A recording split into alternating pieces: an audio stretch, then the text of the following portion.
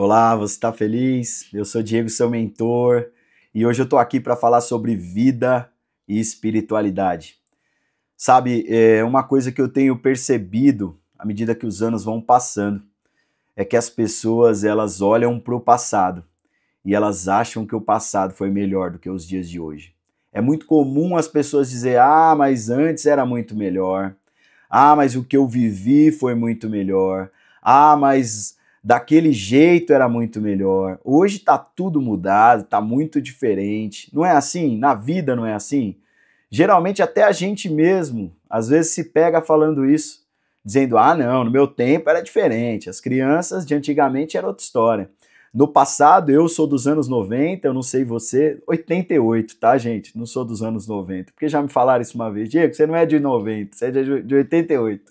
Então eu sou dos anos 90 porque eu vivi os anos 90 e 2000 ali, e era muito diferente. A gente que era criança viveu muita coisa diferente. Eu não sei você, mas você vai lembrar muito bem, né? Se você é dessa idade ou um pouco antes.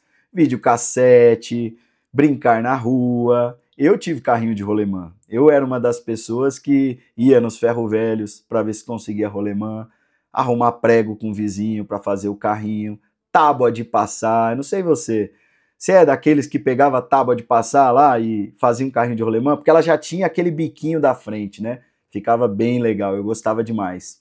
Eu não sei se você era de subir em telhas e lajes para pegar pipa ou soltar pipa ou passar o dia na rua soltando pipa. Eu fiz isso por muitos anos, tá, gente? Eu jogava bola o dia inteiro na rua e minha mãe gritava: "Diego, volta para casa!" Eu não sei se você é dessa época, né, que passava o dia inteiro na rua porque não tinha celular, né? Você que é da nova geração aí, você vai entender esse nosso tempo porque nós não tínhamos celular naquela época. Então tem uns videozinhos bem legais aí que mostram o que tinha, fita cassete, a gente tinha que rebobinar. Você não era igual hoje, que você entra no Netflix e assiste o filme que você quer.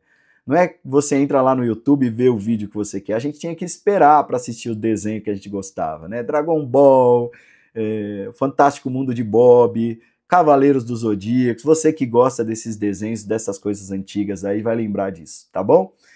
Não era bom o nosso tempo, gente? Como era gostoso, né? Como a gente tinha amigo, passava o dia na rua, voltava para casa todo sujo.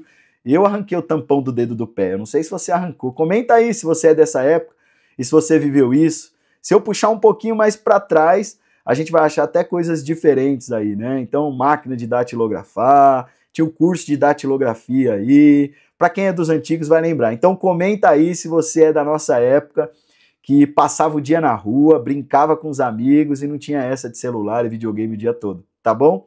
Quer dizer que foi melhor do que os de hoje? Não, não quer dizer que foi melhor. E por isso que eu tô aqui. Eu tô aqui para dizer para você que a gente precisa começar a olhar para os dias atuais e entender o tempo, sabe?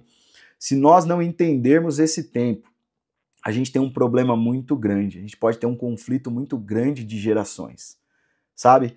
E eu gostaria muito, eu separei aqui um texto, porque eu uso muito a Bíblia, eu já disse isso aqui, e a Bíblia é a minha regra de fé e prática. E eu marquei um texto aqui importante que eu queria compartilhar com você. Está lá em Eclesiastes, capítulo 7, versículo 10. Olha o que diz. Não diga, por que os dias do passado foram melhores que o de hoje? Pois não é sábio fazer tais perguntas. Você consegue entender isso? Não é sábio a gente dizer que o passado foi melhor do que o presente. Não é sábio a gente fazer essas perguntas. Não é sábio a gente colocar o passado como melhor do que o presente. O que eu gostaria aqui de trazer para você é uma reflexão sobre isso. Por quê, Diego? Porque eu acredito muito, né? Gostei muito, né? A gente teve um líder que esses dias trouxe uma mensagem para as crianças e ele falou assim: eu acredito nessa geração, nós não temos a pior geração. E eu tô com ele nessa, eu acredito nessa geração. A gente pode falar o que for, mas eu acredito que essa geração vai trazer sim grandes coisas e vai mudar o nosso mundo, né? Essa é a geração que realmente a gente tem pessoas que ainda não entenderam o papel e porque eles estão aqui, mas existem alguns nessa geração que têm se levantado de maneira diferente. E você quer entender por que é importante você não ficar olhando para o passado e pensar que está tudo ruim? Tem outro texto que eu gosto demais. Esse eu nem preciso abrir, porque eu consigo falar de cor, é um texto que eu gosto demais. Mas eu vou acompanhar junto com você aqui. Está lá em Esdras 3. Sabe o que aconteceu? Eu vou contextualizar para você. É um conflito de gerações. As pessoas elas se juntam naquela época para reconstruir o templo. É o segundo templo. E quando eles começam a reconstruir, todo mundo trabalha e faz o templo, eles vão fazer aquele culto de inauguração do templo. Eles vão entrar dentro da igreja e vão celebrar porque eles conseguiram fazer. E sabe o que acontece, gente? Olha só o que acontece. Quando os construtores lançaram os alicerces do templo do Senhor, os sacerdotes com suas vestes e suas trombetas, e os levitas, filhos de Asaf, com símbolos, tomaram seus lugares para louvar o Senhor, como prescrito por Davi, rei de Israel. Esdras 3, versículo 10 que eu li. E agora o 11. Com louvor e ações de graça, cantaram responsivamente ao Senhor. Ele é bom, seu amor a Israel dura para sempre. E todo o povo louvou ao Senhor em alta voz, pois haviam sido lançados os alicerces no templo. O 12 diz, mas muito dos sacerdotes, dos levitas e dos líderes de família mais velhos, que tinham visto o antigo templo, choraram em voz alta quando viram o lançamento dos alicerces desse templo. Muitos, porém, gritavam de alegria. Não era possível distinguir entre o som dos gritos de alegria e o som do choro, pois o povo fazia enorme barulho, e o som foi ouvido em grande distância. Sabe o que está acontecendo aqui, gente? Um conflito de geração. Os mais velhos olham o templo construído, e quando os mais novos estão lá e começam a celebrar o Senhor e dizer, olha, o Senhor é bom, a gente conseguiu, e louvar, e enfim, eles entregam tudo ali, eles estão chorando de alegria, e os mais velhos começam a chorar de tristeza. E não dava para se discernir se o choro de alegria estava mais alto ou de tristeza, e se ouvia de muito longe.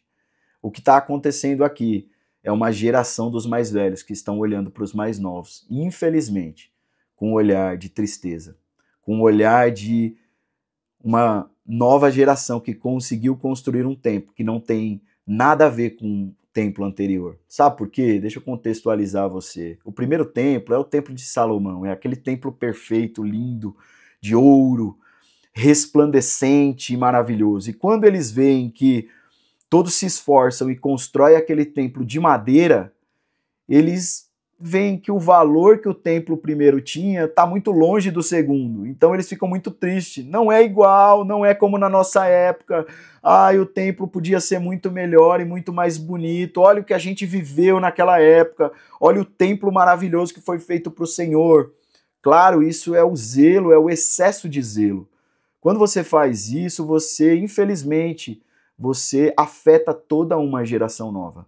Então, se você faz parte de uma comunidade cristã, se você é de alguma igreja ou algum lugar e você é mais velho, é dos antigos, deixa eu dizer uma coisa para você.